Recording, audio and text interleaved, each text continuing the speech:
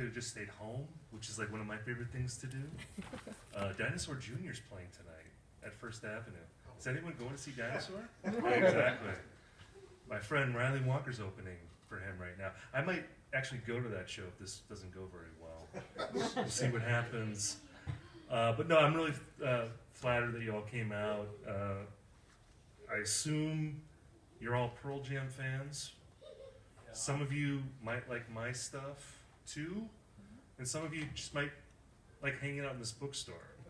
So, you know, and maybe there's like one of you who's like, that's like all three things are true for you. But yeah, as was said earlier, I'll be signing books after I talk for a little bit here. And as she said, this book is not technically out yet. So this is like you're at the record store at midnight in 1994 buying Vitalogy before anyone else, although not as cool as that, really. But I just wanted to talk a little bit about the book, and if any of you have questions, I'd love to talk to you as well. I just want to talk a little bit about where this book came from and like why I wanted to write it. And I think it's helpful to talk about some of the other books I've written. I've written 5 books now, all of them about music, but the last 3 are all about 90s rock bands, different 90s rock bands. And at the risk of sounding pretentious, I feel like they're a trilogy in my own mind, at least. And like the first book I wrote about a 90s rock band came out in 2019. It was written with my friend Steve Gorman, who used to be the drummer in a band called the Black Crowes. And the book is about the Black Crowes. And if you don't know anything about that band, the one thing you need to know is that they are the most toxic and dysfunctional rock band possibly in rock history, led by 2 brothers named Chris and Rich Robinson, who famously fought throughout the band's history. And, you know, there's lots of other rock bands with brothers who fought over the years, you know, the Kinks, starting with them, the Beach Boys.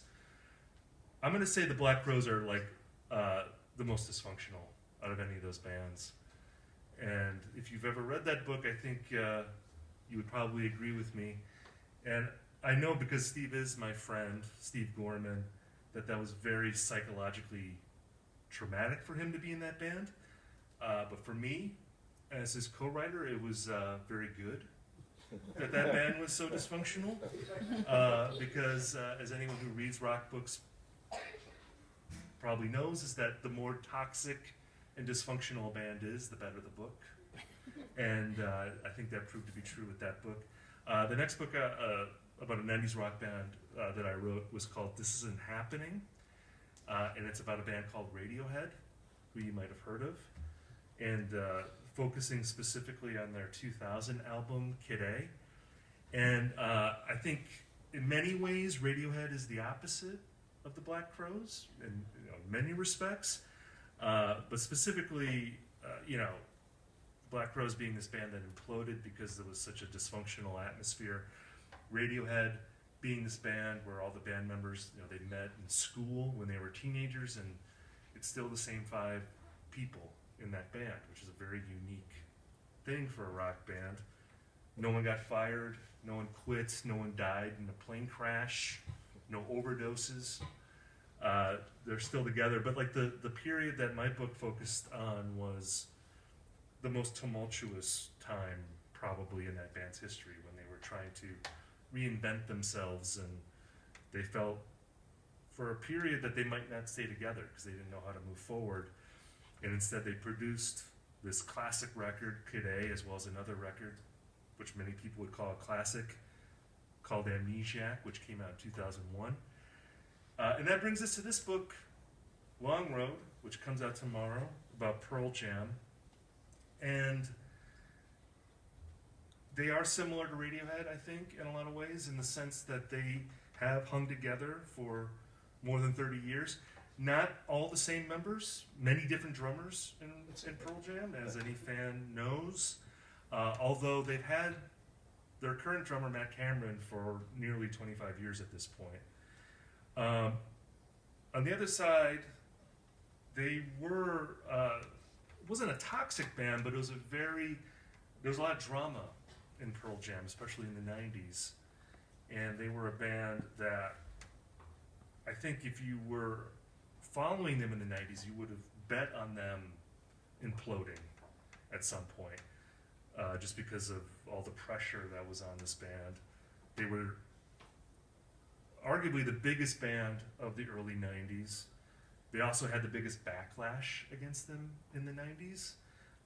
Again, if you were a fan of music at that time, you know, Pearl Jam was so big over the course of their first 3 records that they actually spawned a genre of bands imitating Pearl Jam that flooded the airwaves, and also sold, a lot of those bands sold millions of records, but also it turned the radio into a sea of bands who kind of sung like this, you know, like a exaggerated version of Eddie Vedder's voice.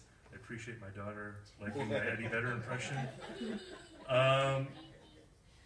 So that is, I think, what drew me to this as a subject when I started writing the book. And I write about this in the intro to the book, that the thing that I'm most interested in as a music critic is the careers of bands. And that's something I've written a lot about. And I love studying different bands and trying to figure out, like, why do some bands go on forever, seemingly, for decades, and other bands, they fall apart, you know, after a couple years or a decade. And with Pearl Jam, I think that question is especially interesting because if you look at their peers in the 90s, so many of those bands have fallen apart. You know, if you look at the big 4 Seattle bands of the early 90s, you know, you have Pearl Jam, obviously, Nirvana, Soundgarden, Alice in Chains. The thing that 3 of those bands share is that they all lost their lead singers under tragic circumstances, 2 of which took their own lives. Of course, Kurt Cobain and, sadly, Chris Cornell in 2017. And then you have Lane Staley, who didn't technically take his own life, but if you know the particulars of his biography, it feels like it was a slow motion suicide. There's a thing in my book where I write about how Lane Staley, when his body was found in 2002, he had been deceased for 2 weeks and he was sitting in front of a television set, sitting upright, which is a pretty bleak way to end your life. I should say too, you know, and I write this in the intro, that, like, I'm not a biographer in the traditional sense. I am a music critic, so I'm writing critical. I'm writing all my books are like works of music criticism, and the easiest way to sort of define what that is that I'm a character in my books. Like, I am unabashedly writing from my perspective, which I know some people will find very irritating. Hopefully none of you, especially those who buy the book. If you don't buy the book, you can find me irritating. But I hope that the people that actually buy the book find it insightful or interesting. My hope for all my books is that they feel like sitting down with another fan and talking about this thing that we both love. And even if you don't agree with all the things that I'm writing, that you still think it's interesting or funny, or it will at least pass the time for you. I always feel like when you write about a band, and not everyone agrees with this, but I do think that the personal angle of it is always important. You know, like how you come to something and what it means to you and why it moves you. And for me, with Pearl Jam, you know, it's interesting because their first record, 10, came out about a week and a half before my 14th birthday. And I don't know if there's any other 70s babies in here or early 80s babies. There we go. But I was smack dab in the middle of the demographic of Pearl Jam when they first came out. I mean, to be 14 at that time, where you have 10, and 10 didn't blow up until 1992, really. So it's not like I had 10 immediately the day I turned 14, but of course later on in September, you know, Nevermind comes out, you know, Blood Sugar Sex Magic comes out. For me, really at the time, if I'm being honest, the Guns N' Roses records probably meant the most to me as a mulleted Midwestern kid.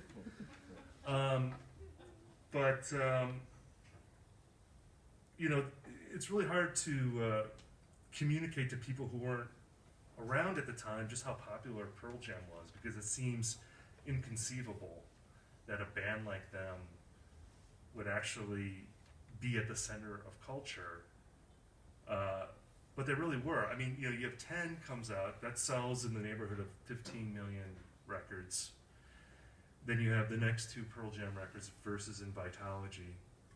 They come out in 93 and 94, and they each sell in the neighborhood of about 1 million records in their first week, which is, again, not something any rock band will even approach in the modern era. Those are like Taylor Swift numbers at that time. I was on a podcast recently talking about this book, and the host asked me, how did you discover Pearl Jam? And it was a really hard question to answer, because if you were a kid like me living in the Midwest in 1991-92, they were all over MTV, they were all over the radio. You went to your friend's house and they were playing Pearl Jam. They probably already had bootlegs at that point. I remember bootlegs being a big deal already in the early 90s. So to say, when did you discover Pearl Jam? It's like saying, I discovered the sun when it went up in the morning. I mean, they were just everywhere at that time.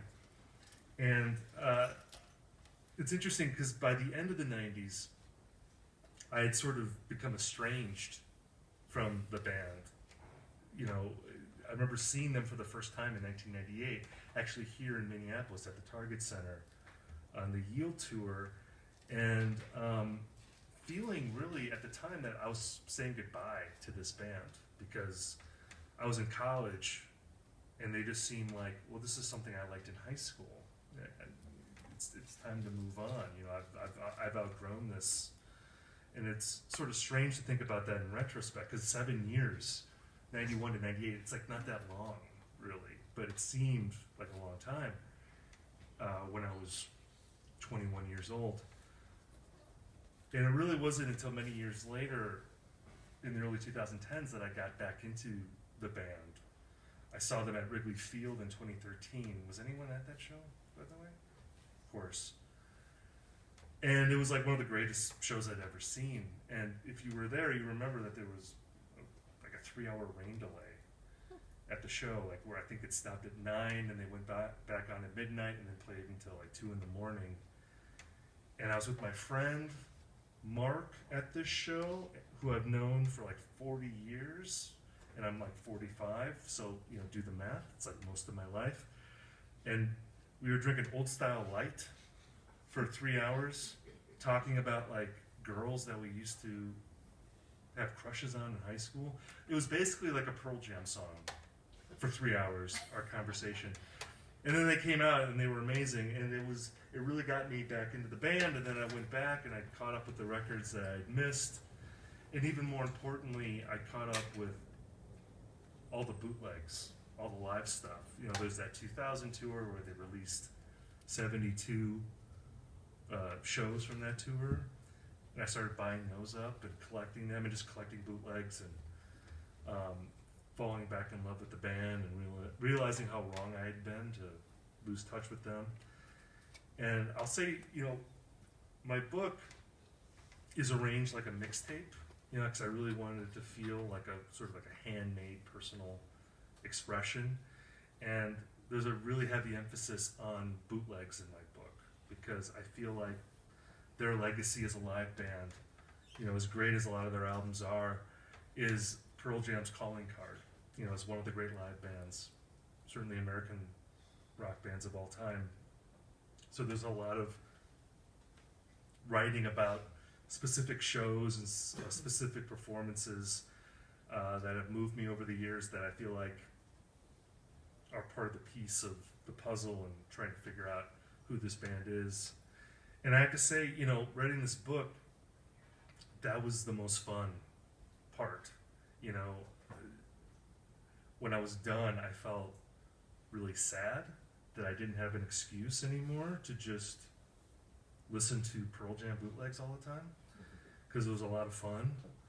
I couldn't just, you know, call it research anymore. Like now it was something, it was always something I was doing for fun, but I could always say that this was, this is work, listening to all these Pearl Jam bootlegs in my office. So yeah, I mean, this book, it means a lot to me.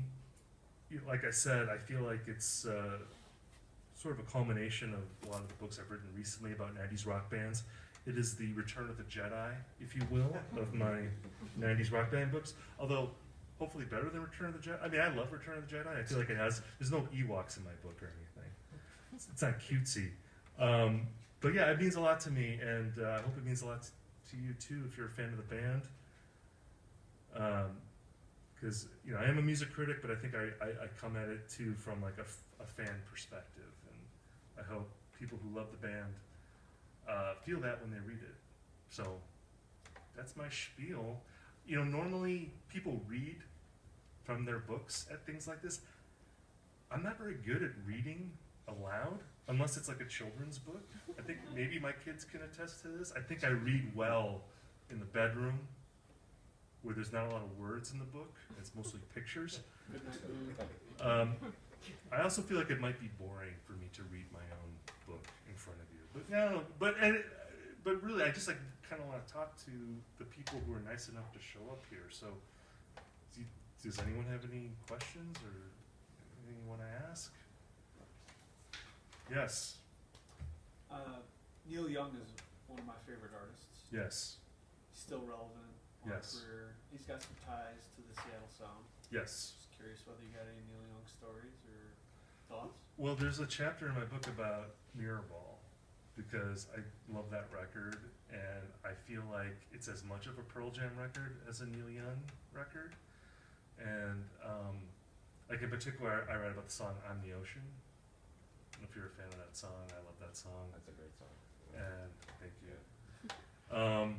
But yeah, I mean, I love Neil Young, and he was a really important. I mean, the other big, I think, Neil Young Pearl Jam connection is something also I write about at length, because this was a very formative experience for me. Was seeing the 1993 MTV Video Music Awards, like where they played "Rockin' in the Free World."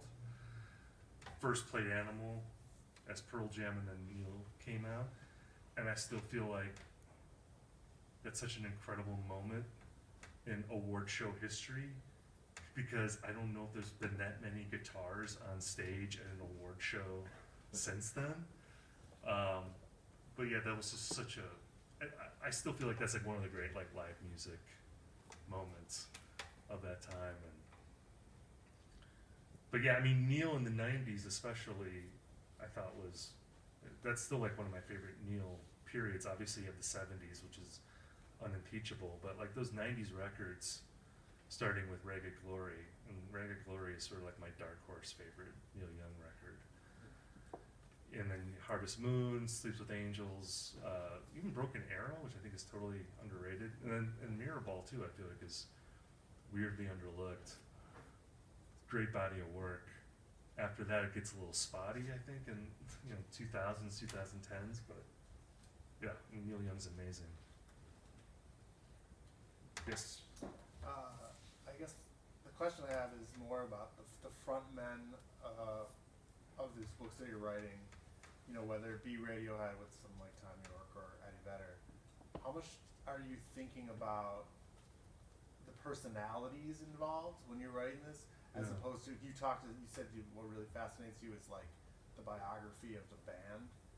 But how much do the actual individual personalities, how much do you like look into that and kind of, does that factor into your writing? Yeah, for sure. I mean, and I mean, one thing that I try, and I tried really hard with this book in particular, is to not overemphasize the lead singer, although in a way that's like really hard to do, especially with Pearl Jam, where I mean Eddie had such a strong generalship of that band. You know, kind of. I mean, it was like Stone and Jeff at the beginning, and then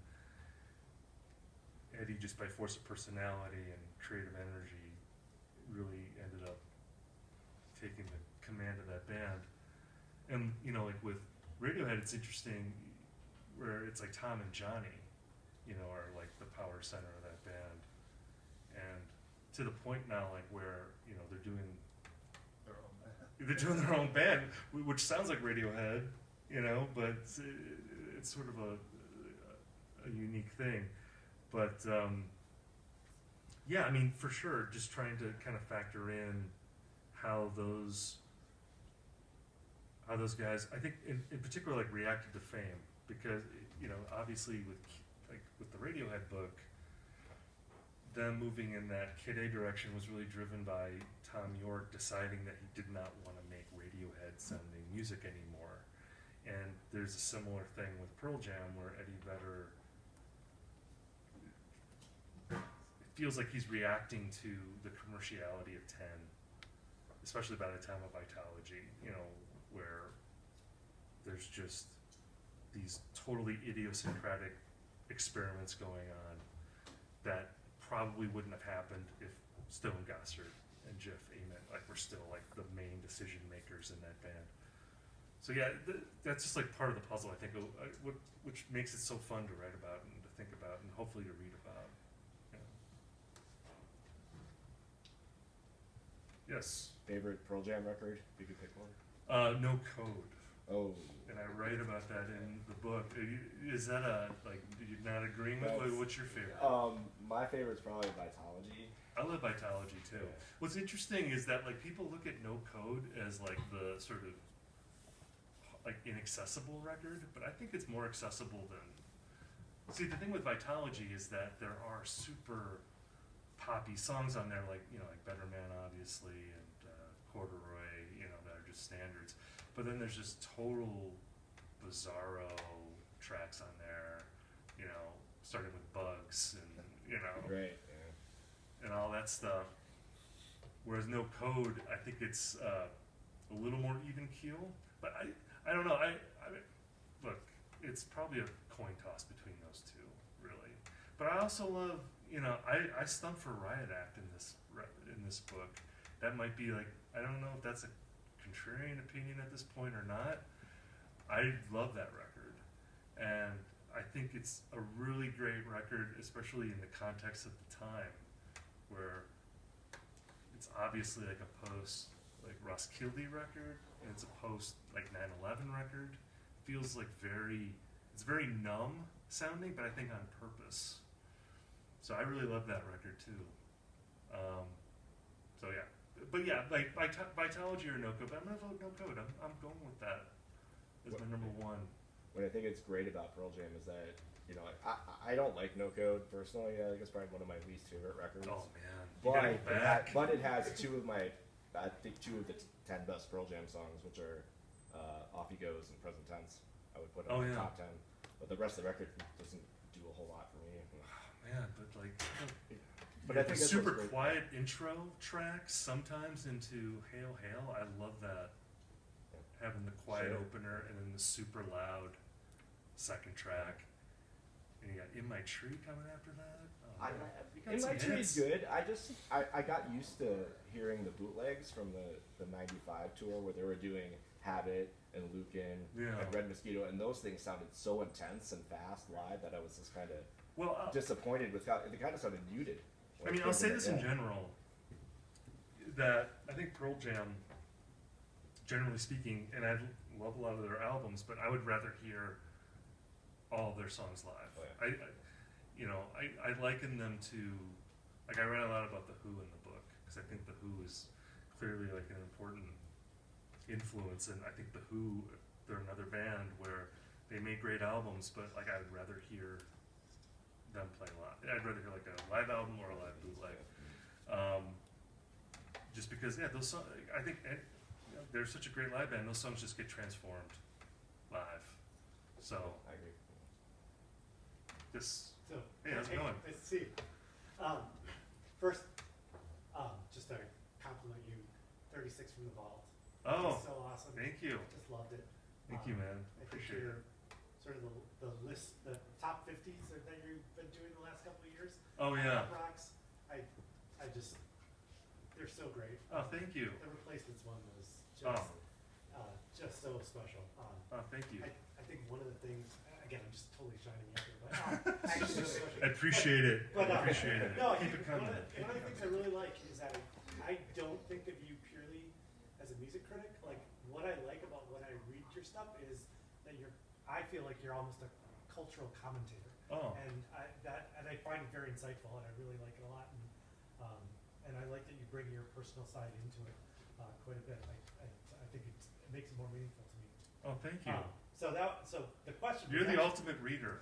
I just have to say, this is just, I've you're the guy in my head, or the person in my head that I the hope Venn diagram reads. of all three things you said. Exactly. But I've never seen Pearl Jam live, Yeah. and so playing off of what you guys were just saying, and then off of 36 from the Vault and the Grateful Dead stuff, what is it about Pearl Jam live? You know, when you talk about Grateful Dead, it's like every night could be different. Right.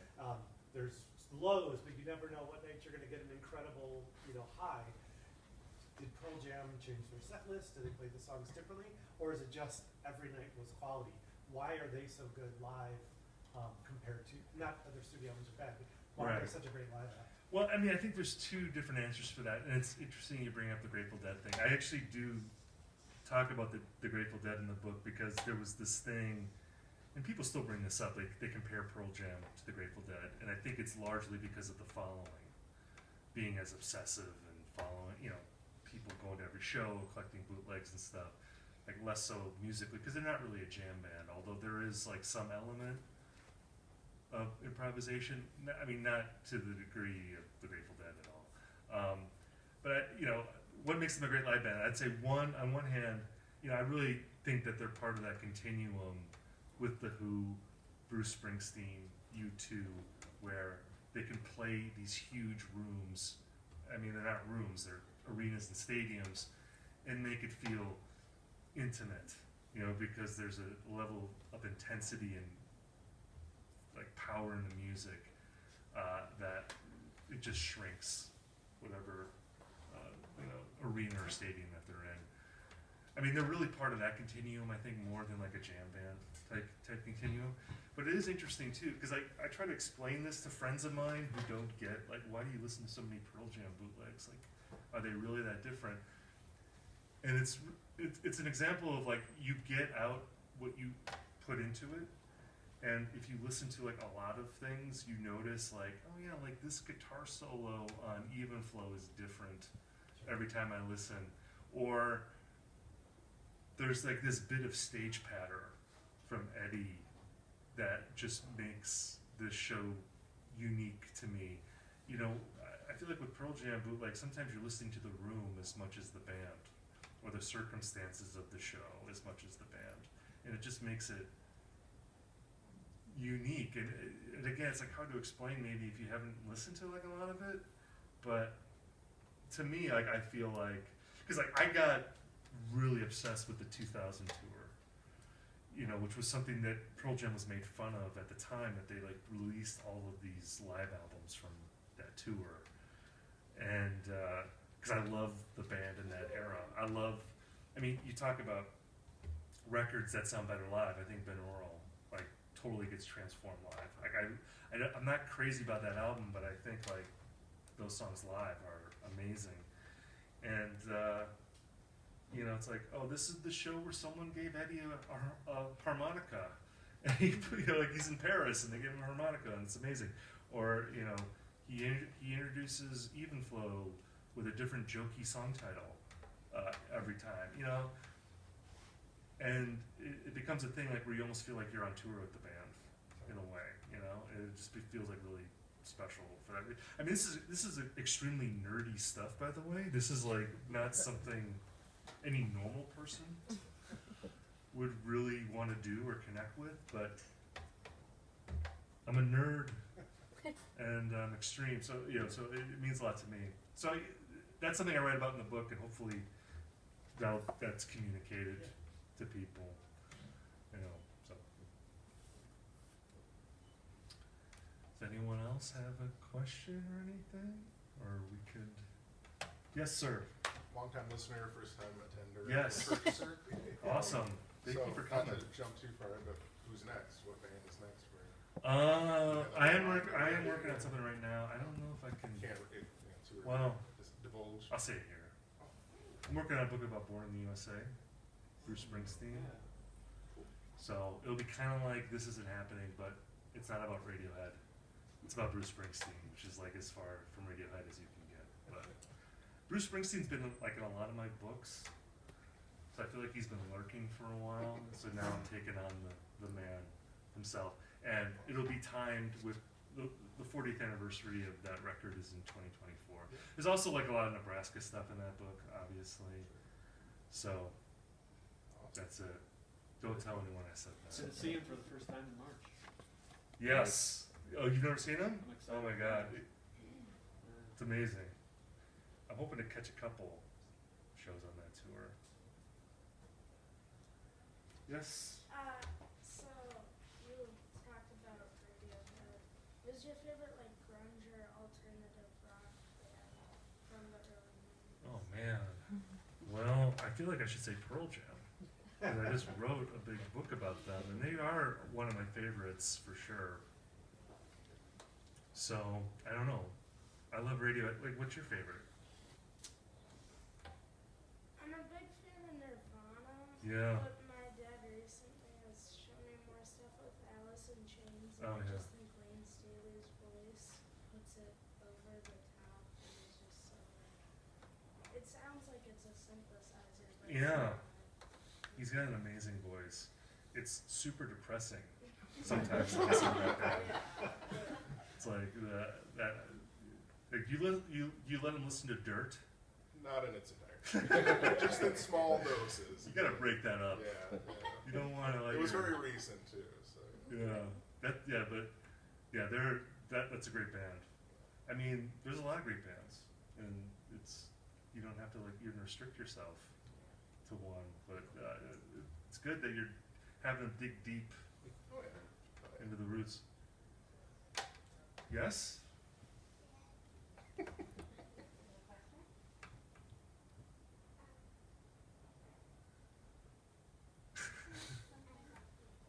Oh, thank you, honey. I love you too. I appreciate that. If anyone else wants to say they love me. You're sorry. So, since you've done all the research on the bootlegs, is there a particular show? I know you said the 2000s, but like one of my favorite bootlegs is a 1992 Den Haag from Holland, which Oh, yeah. I bought obviously before they released it at like, some record store in the back.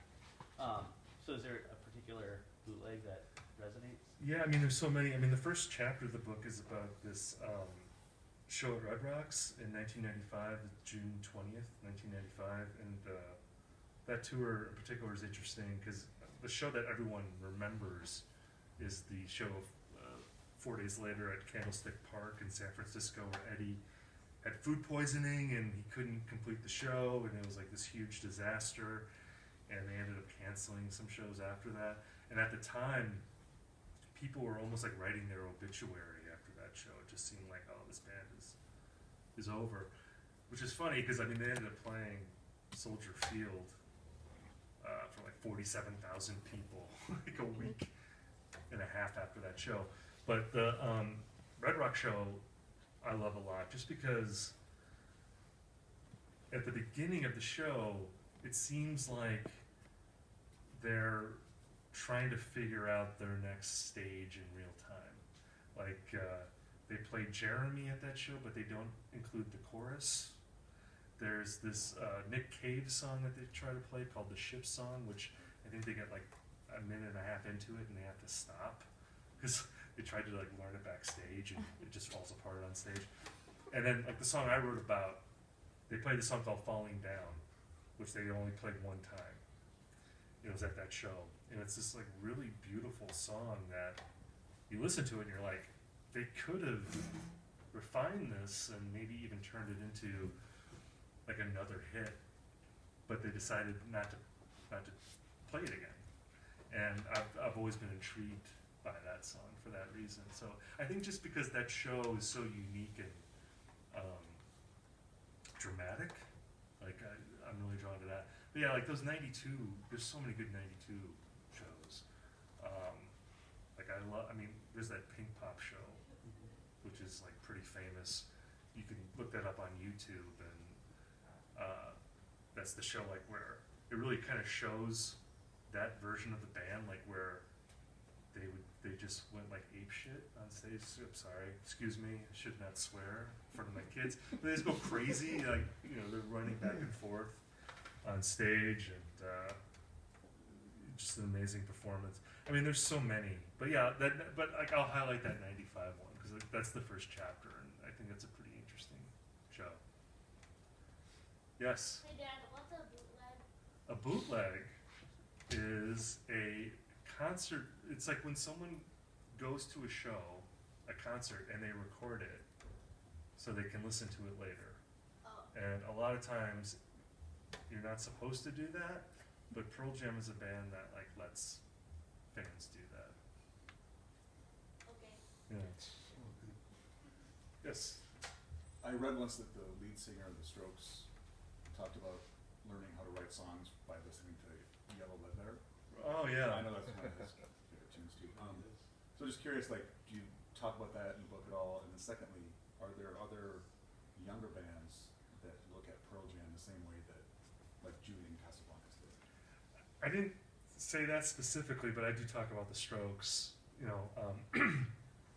Being fans of Pearl Jam, and like My Morning Jacket was another band from around the same time that talked about them as an influence. And the Strokes, I mean, it's an interesting thing because you wouldn't necessarily know that listening to them. They don't sound like Pearl Jam at all, and they come from this more sort of like hip New York world that it would almost seem like the opposite of like where Pearl Jam was. But it's actually pretty cool, like how they've always been pretty open about like how that's been a big band. And I think like fairly recently even, it's some music festival, I forget where, but I think it's that music festival in Hawaii, which the name is escaping me, but Eddie Vedder always plays it, and the Strokes were there, and they played with Eddie Vedder at that show. I think they did that song Juice Box, which is a Strokes song.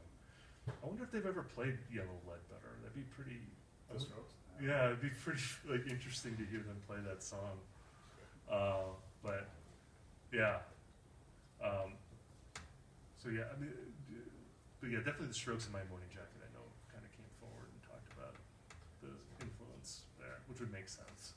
They were like teenagers, like when those records came out. Were you talking about Ohana Fest? Was that what the festival Yeah. was talking about? Yeah. Yeah. Okay. Because that, I thought that was in California though. I mean, It's it's got a Hawaiian name. I think it's Eddie Vedder's Fest. That's like that's what yeah, I'm thinking of. Yeah. Right. Yeah.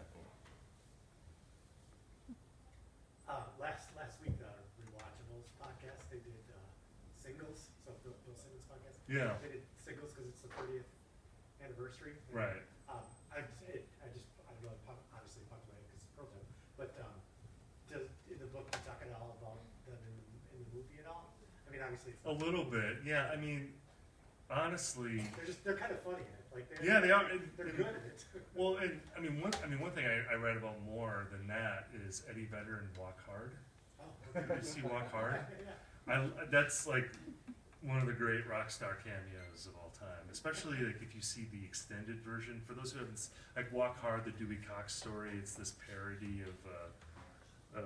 It's sort of like a parody of like a biopic, and there's a scene toward the end of the movie like where Dewey Cox, who's played by John C. Reilly, he's getting like some Lifetime Achievement Award, and Eddie Vedder is the one introducing him, and he's giving this like very grandiose speech about. God, I wish I could remember it, the whole thing, but he's like calling, actually, I wonder if I could find it in here. It's almost like worth reading. this entire thing. But it's funny too because Eddie Vedder's given like a lot of speeches at the Rock and Roll Hall of Fame. He's inducted, I think, 4 different people. Like he did Neil Young, The Doors, the Ramones, and REM. And he actually is like a really great speaker at these events. He's like one of the best people who do that. But okay, hold on a sec.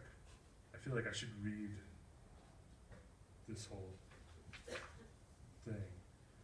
It says, okay, if Elvis and Buddy Holly are the Cain and Abel of rock and roll, Bruce Springsteen is Zachariah, Iggy Pop is Methuselah, of course, and Neil Young is the wise prophet Ezekiel, what does that make Dewey Cox? And I butchered it when I read it just now, but when Eddie Vedder does it, he's hilarious in the movie. So yeah, so I wrote more about that, but you know, singles to me, it's like, it was about the soundtrack more than the movie. Yeah, That's actually like that and Check Your Head by the Beastie Boys, like were the first 2 CDs I ever bought. So yeah. Yeah, you get Paul Westerberg in there too.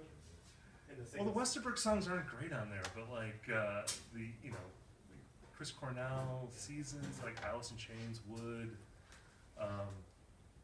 like the Mudhoney song, and there's 2 Pearl Jam songs on there. The Smashing Pumpkins song, I think it's the first Smashing Pumpkins song I'd ever heard on that record. So yeah, I mean that's just like one of the great time capsule records of that time. Do you have one? Yeah. Obviously, you wrote a book about classic rock. Yeah, yeah. I'm curious how it, and you have kids, like how it sits with you to now, in a way, Pearl Jam has become part of that canon. I love it. You know, I mean, Pearl Jam is in that. I wrote a book about classic rock called Twilight of the Gods, and like there's a Pearl Jam thing in there. There's a Pearl Jam and Wilco chapter in there just talking about dad rock and like and just like how that term came to be and everything. And I mean, I love the continuum of music. That's one of the things I love about music, that you can listen to a band and it will connect you to something that's like 20 years older, and then you listen to that and you find something 20 years older than that, and at some point you end up listening to Robert Johnson and Woody Guthrie and then digging in the roots of that. And I think it's great. I mean, to me, classic rock is does not have a negative connotation. You know, like I look at it as like kind of a great thing. So, yeah, I love it. And yeah, and I lean into being an old dude at this point. You know, I'm proud to be an old dude and surviving. You know, and that's another theme of the book, is just how Pearl Jam has aged. I'm really happy with like the sort of later chapters in the book, because I think with a book like this, it'd be really easy to just kind of sort of focus on the 90s. And there's for sure a lot of 90s stuff in here. But I also read a lot about their later career and how they were just able to persevere. Because again, I think one of the great achievements is that they survived when a lot of their peers didn't. And surviving is always better than not surviving. So I think that's a great achievement for them, and I try to pay tribute to that in the book. Right, so maybe I have a question about maybe process and like how you write books and stuff. I would imagine that it's probably a multi-year process from the beginning to the end. Yeah. I was like, what kind of stuff do you do to kind of I don't know, I'm interested in how the process works. I guess I don't know. It's a weird question. Well, yeah, I mean, you know, I'm an author, but I also I have a full-time job and stuff. So you know, you're trying to balance. And I'm a dad and I'm a husband, so you have all your responsibilities in your life. I don't know. I mean, it's a hard question to answer quickly. I would just say that like I've done this enough now where I think I've got it. I know how to balance stuff. The thing is, like when you write a book, when you pitch a book, what you're saying is that I'm willing to be obsessed with this topic for a couple years. So that means that it's always kind of on your mind. So I found really, you know, you have the times like where you're physically at a computer and you're typing, but really the real writing happens when you're on a walk or you're in the shower and you get an idea and you just type it in your phone. you know, and I do a lot of writing on my phone. A lot of, you know, at least a lot of the inspiration stuff, and then you're just listening to something and you have an idea and then it gets developed. Do you know at the beginning, like at your pitch level or right after that, do you know what it's gonna be? No, you never order-wise? know. That's, yeah. The pitch is just the commercial Yep. that you So as make a start to- commercial for your publisher that makes them want to give you money to write a book, and then as but you know learn it's like stuff, there's no way to, because there's no way to like have it totally figured out. Having said that, I mean, I did have, like for this, I did have the basic structure laid out, but I didn't know a lot of the specifics until I dove in. I just didn't know enough, you know. Like once I had the go ahead, then I could really dive in and immerse in the process, you know. So, is that it? All right. Well, thank you all for coming out. I really appreciate it.